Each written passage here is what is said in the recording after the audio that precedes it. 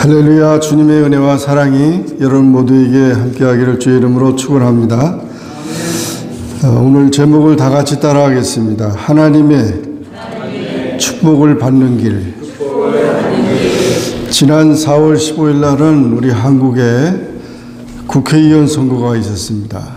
2천만 명이 투표를 하게 되는데 코로나 바이러스 때문에 비상시국에 그렇게 많은 사람들이 투표를 성공적으로 잘 했다고 해서 워싱턴 포스트지에는 한국 팬데믹 상황에서 선거를 치르는 법을 보여줬다 이러면서 세계에 알렸습니다. 70% 가까운 투표율을 기록한 한국의 총선이 끝났는데 그 방역 선거로 교훈이 됐다는 것입니다.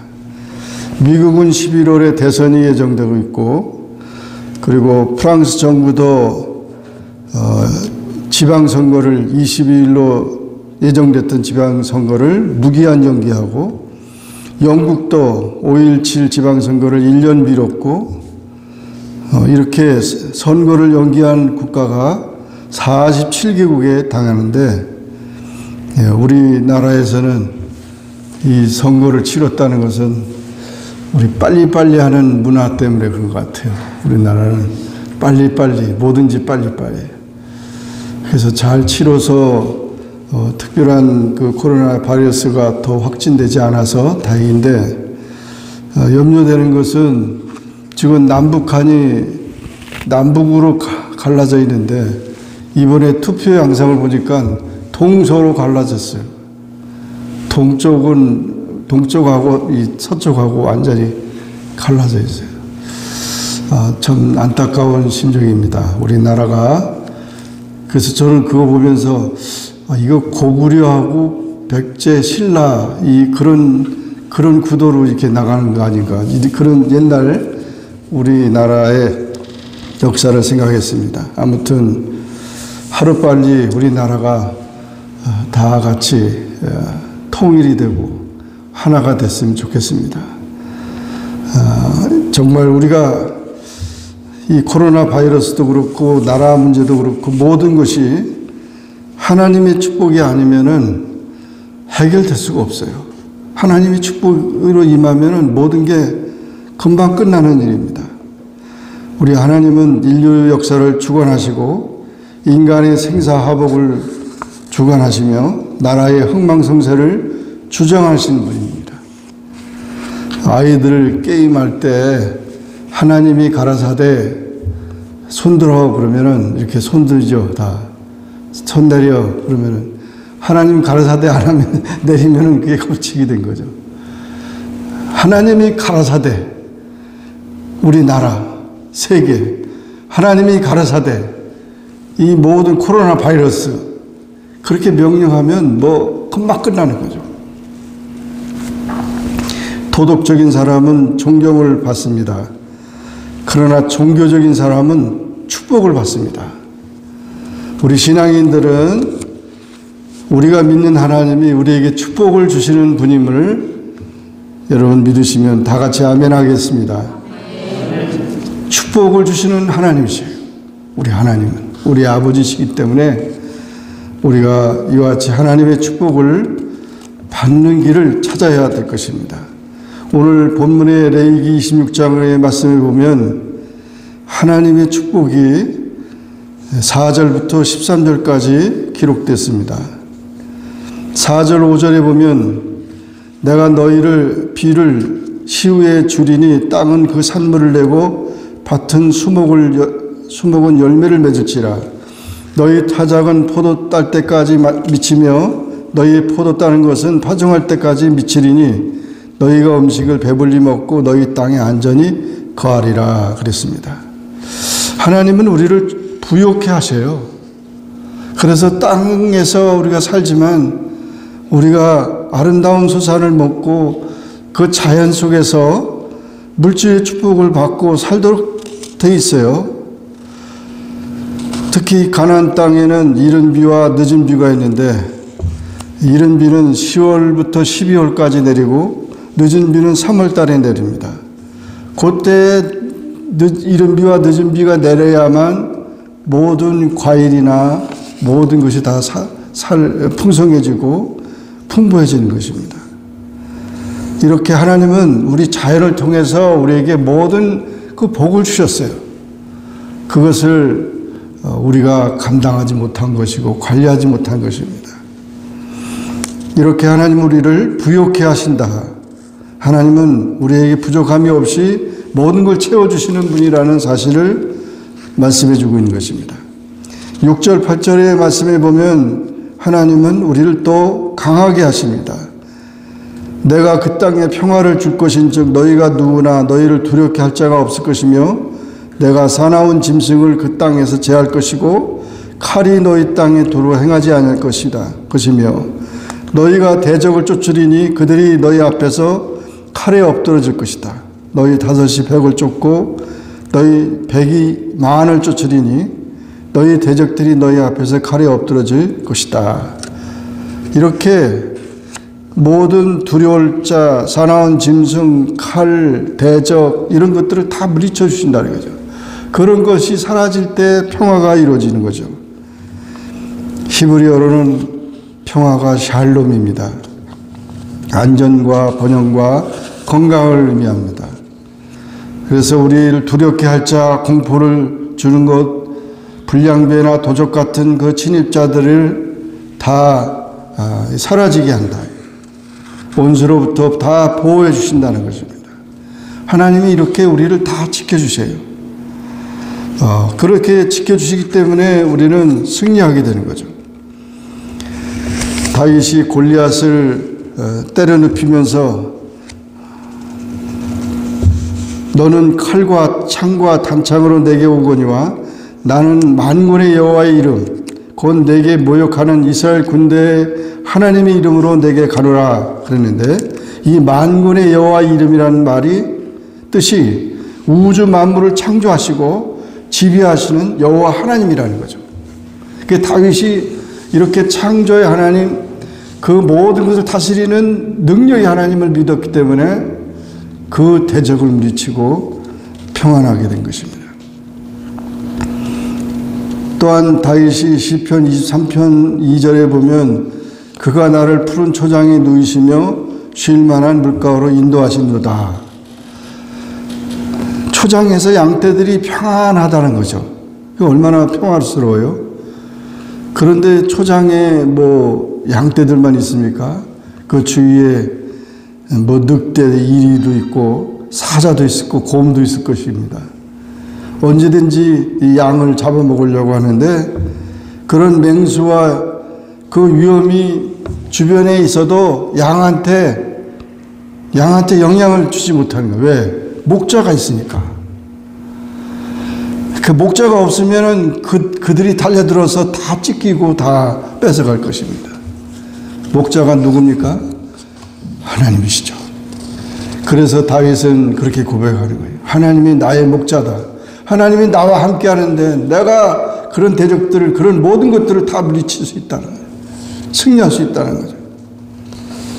그래서 양은 고요하고 평안한 삶을 살 수 있다는 것입니다.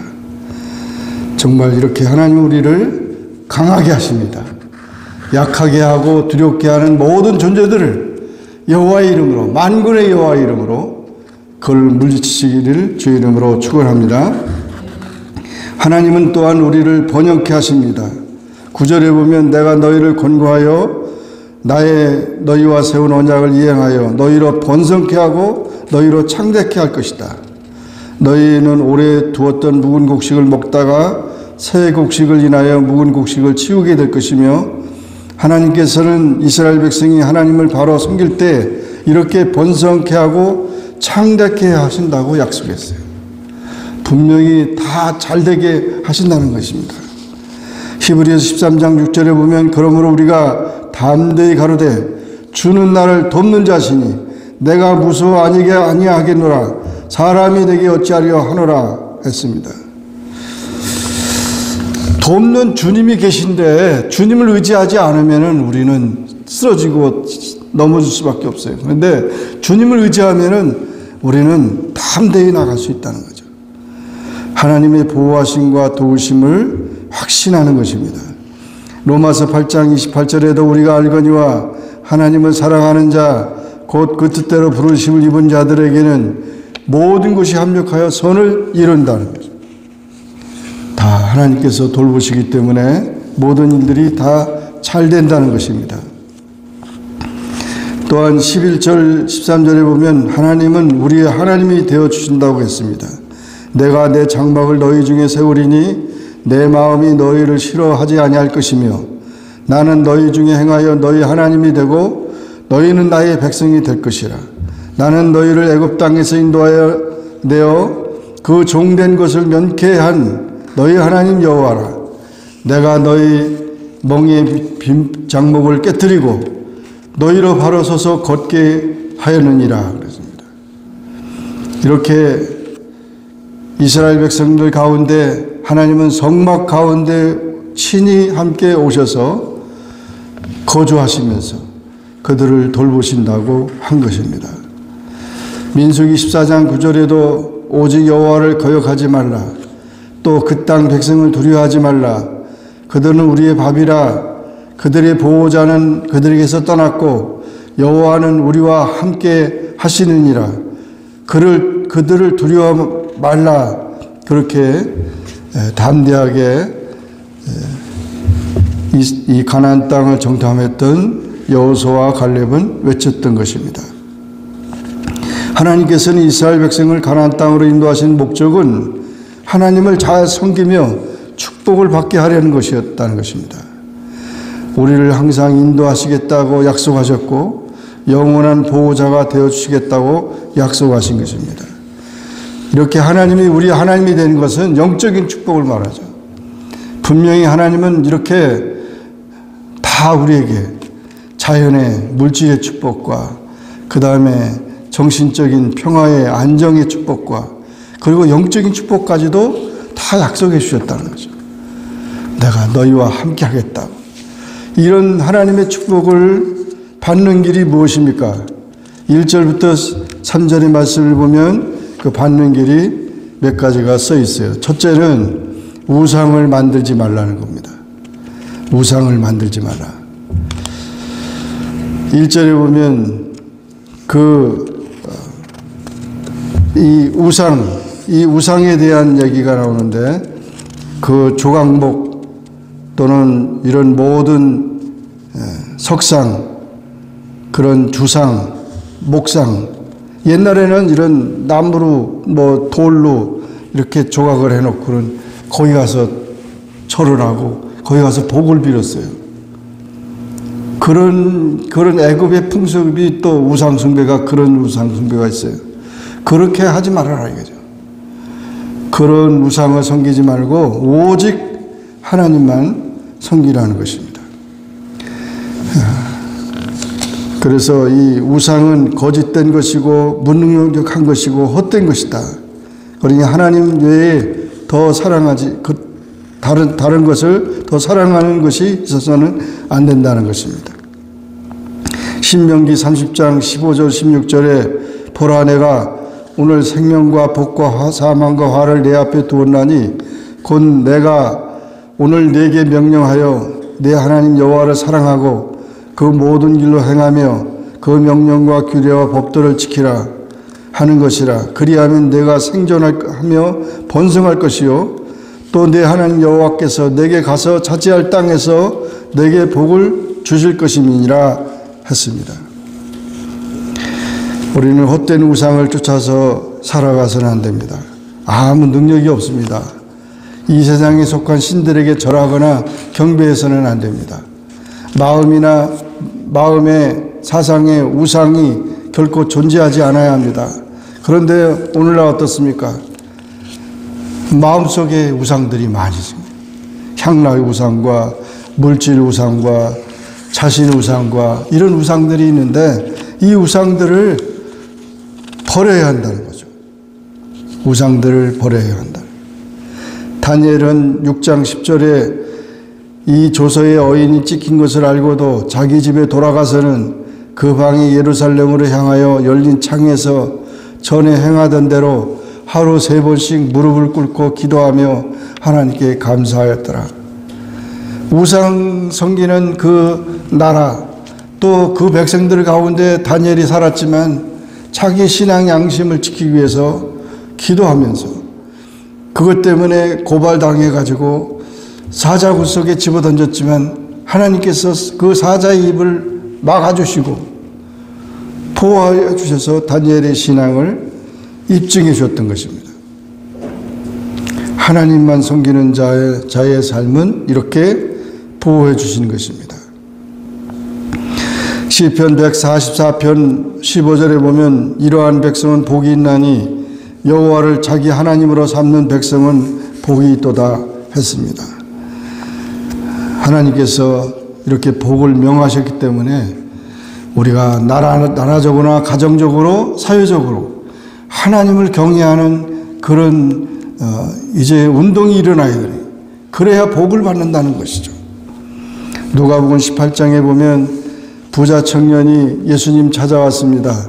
내가 어떻게 해야 영생을 얻을까요? 질문하니까 내가 계명을 지켰느냐 그랬더니 어려서부터 계명을 잘 지켰습니다.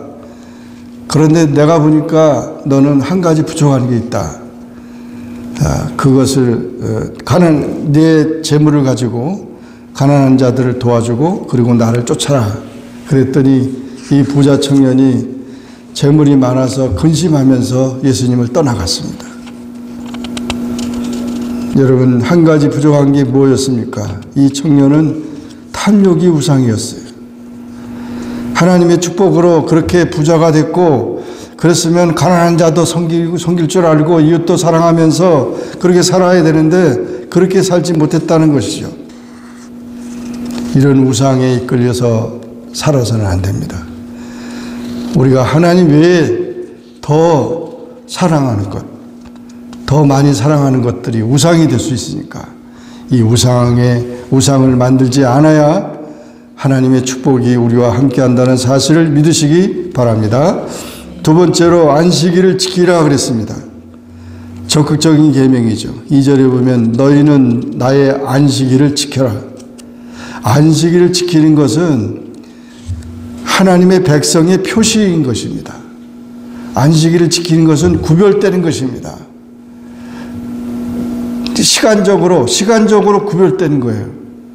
우리는 시간이 다 똑같이 믿지 않은 사람과도 같이 이렇게 생활하지만 안식일날, 주일날은 다 같이 구별돼 가지고 그 시간을 하나님 옆에 바치는 것입니다.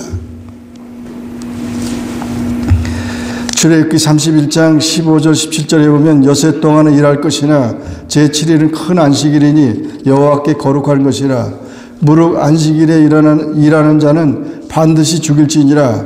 이같이 이스라엘 자손이 안식일을 지켜서 그것으로 대대로 영원한 언약을 삼을 것이니 이는 나와 이스라엘 자손 사이에 영원한 표징이며 나 여호와가 엿새 동안에 천지를 창조하고 제7일에 쉬어 평안하였음이니라 하라 그랬습니다. 이렇게 안식일을 이스라엘 백성들에게 준 것은 성별시켜서 축복을 주시기 위한 것이었다는 거죠. 구약에서는 안식일을 어긴 죄를 우상 숭배죄 다음으로 중요한 범죄로 취급했습니다. 그러나 구약은 안식일이 모형이요 그림자죠. 신약에서는 주일이 된 거죠. 시간적으로 우리가 신앙의 동질성을 지키기 위한 것이 이 주일을 지키는 것입니다. 주일을 지키는 것은 복되고 정신적인 평안함과 육체적인 건강의 유익과 심령의 은혜가 동반하게 되는 것입니다. 그러므로 주일은 은혜의 날이고 승리의 날이고 새 시대를 여는 날입니다. 주일에는 이기적인 쾌락을 쫓지 않아야 합니다. 이사야서 58장 13절 14절에 만일 안식일에 내 발을 금하여 내 성일에 오락을 행치 아니하고 안식일을 일컬어 즐거운 날이라 여호와의 성일을 존귀한 날이라 하여 이를 존귀 여기고 내 길로 행치 아니하며 내 오락을 굳이 아니하며 사사로운 말을 하지 아니하면 내가 여호와의 안에서 즐거움을 얻을 것이라. 내가 너를 땅의 높은 곳에 올리고 내 조상 야곱의 업으로 기르리라. 여호와의 입이 말이니라 그랬습니다. 이사야 선지자가 예언한 것이죠. 누가복음 6장 5절에도 또 가라사대 인자는 안식일의 주인이라, 안식일의 주인 되신 분이 예수님이라는 거예요. 그러므로 우리는 안식일, 이 주일을 정말 귀중히 여겨요. 주일을 거룩하게 여기는 자가 하나님의 축복을 받을 것입니다. 세 번째로 하나님의 성소를 공경하라 그랬습니다. 2절에 나의 성소를 공경하라, 나는 여호와니라 그랬습니다. 하나님의 성소는 여호와의 집입니다. 에레미야 28장 5절에 선지자 에레미야가 여호와의 집에 선 제사장들의 앞과 모든 백성 앞에서 선지자 하나냐에게 말했다. 여호와의 성소를 거룩하게 하라는 것입니다. 성소는 하나님의 임재의 상징입니다. 하나님이 거하신다는 곳이고 하나님의 이름이 있는 곳이고 하나님의 통치가 있는 곳입니다. 그 성소가 성전, 교회를 의미하죠. 고린도전서 3장 16절에는 너희가 하나님의 성전인 것과 하나님의 성령이 너희 안에 거하시는 것을 알지 못하느냐. 고린도전서 6장 19절에도 너희 몸은 너희가 하나님께로부터 받은 바 너희 가운데 계신 성령의 전인 줄을 알지 못하느냐. 너희는 너희 것이 아니라 그랬습니다. 우리 몸은 하나님의 성전이라는 것입니다. 성소 공경은 생각과 생활을 거룩하게 하고 성품을 온순하게 하며 행위의 근원들을 순수하게 하고 의롭고 고상한 행위, 사회적 선한 의지, 상호 존경, 거룩한 사역을 하게 합니다. 그래서 이 성소라고 하는 것은 공간적 신앙의 순수성을 보존하는 신앙 보존을 위한 적극적인 방법인 것입니다. 그러므로 여러분, 하나님의 이름을 두신 이 성전을 귀히 여기고 정말 만민이 기도하는 내 집에서 내가 내 이름으로 기념하는 그곳에서 내가 강림하여 내게 복을 주리라 하신 말씀대로 이 성전을 통하여 하나님 주시는 축복을 받으시기를 주의 이름으로 축원합니다. 마지막으로 네 번째, 하나님의 말씀을 순종하라는 것입니다. 3절에 너희가 나의 규례와 계명을 준행하면 그랬습니다. 하나님은 우리에게 순종을 요구합니다. 온전한 순종을 요구합니다. 온전한 순종은 기적을 일으킵니다. 세속 국가의 법은 대부분 지키지 않을 경우 형벌만 강요하지만 하나님의 법은 언제나 복을 전제하고 있습니다. 우리가 교통신호 잘 지켰다고 이리 오세요. 표창장 줄 테니까. 그러고 상 주고 그럽니까? 세금 잘 냈다고 상 주고 그래요? 그러지 않아요. 세상 법은 복을 주는 게 아니에요. 어길 때 교통신호 위반할 때 그냥 가서 벌금 내야 되고 텍스 세금 안 내면 또 벌금 내야 되고 맨 벌금 내는 거지 복을 받는 게 아니에요. 세상 국가법은. 그런데 하나님의 법은 하나님이 하라 하신 것은 축복을 전제하고 있다는 거죠. 그 말씀에 우리가 순종하면 정말 우리에게 놀라운 기적이 일어나게 되는 것입니다. 그러므로 여호와의 말씀은 주의 시편 119편 89절에 여호와여 주의 말씀이 영원히 하늘에 굳게 섰다고 그러면서 이 하늘에 하나님의 말씀이 하늘에 세워져서 땅으로 임하는 이런 창조신앙을 고백하고 있습니다. 마태복음 7장 24절에는 그러므로 누구든지 나의 이 말을 듣고 행하는 자는 그 집을 반석 위에 지은 지혜로운 사람과 같다 그랬습니다. 분명히 하나님의 말씀에 순종하는 자는 지혜로운 자가 된다. 그게 가장 지혜로운 자는. 그래서 어떤 역경이나 시험에 쓰러지지 않는다는 거죠. 우리가 왜 역경과 시험에 쓰러집니까? 말씀을 붙들지 못하기 때문에. 하나님의 말씀을 붙들면은 그 모든 역경과 시험에서 쓰러지지 않습니다. 자기 입장보다는 하나님의 말씀을 선택하는 부모, 자신의 권위보다는 하나님 말씀에 권위를 두는 스승이 필요합니다. 우리의 삶 속에 변화가 필요합니까? 우리의 삶 속에 기적이 필요합니까? 우리의 삶 속에 하나님의 축복이 필요합니까? 내 생각을 내려놓고 하나님 말씀에 순종해 보세요. 그러면 놀라운 변화와 축복과 기적이 임할 것입니다. 성경에 대한 공경은 보이지 않는 세계의 요구들에 대한 인식 등을 조장하며 따라서 모든 백성들에게 성부와 성자와 성령의 축복을 가져다 준다는 것입니다. 사람들은 개를 좋아합니다. 왜 개를 좋아할까요? 개를 좋아해서 사랑해서 잠잘 때도 옆에 끼고 자고 좋은 것을 먹이고 입힙니다. 사람 미용실보다 더 비싼 개 미용실을 데리고 다니고 심지어 개에게 유산까지 남겨주고 개가 죽으면 무덤에 묘비까지 만들어준대요. 사람들이 왜 이렇게 개를 좋아합니까? 개는 은혜를 배신하는 일이 없다고 합니다. 개도 주인에게 순종하면 주인에게 사랑을 받고 유산까지 받지만 개 중에도 주인에게 반항하고 주인 무서운 줄 모르고 천방 지축으로 날뛰면 쫓겨납니다. 쫓겨나요. 정말 미물의 그 짐승도 사랑을 받는 것은 그 말을 잘 들었기 때문에, 순종하기 때문에. 우리가 하나님 말씀에 순종하면 정말 사랑받고 모든 하나님의 축복이 임한다는 것입니다. 모든 일이 잘 나갈 때는 감사를 빨리 하시기 바랍니다. 모든 일이 잘 안 될 때는 회개를 빨리 하시기 바랍니다. 그러면 다시금 하나님께서 우리의 삶을 인도해 줄 것입니다. 하나님의 은혜 가운데 굳게 서서 하나님의 계명에 능동적이고 적극적으로 순종함으로써 악한 사탄의 권세를 물리치고 승리하는 여러분 모두가 되기를 주의 이름으로 축원합니다. 기도하겠습니다. 사랑의 주님 감사합니다. 오늘도 주님 앞에 나와 예배하게 하시고 하나님을 영화롭게 하시니 감사합니다. 하나님의 축복을 받는 길을 말씀해 주셔서 감사합니다.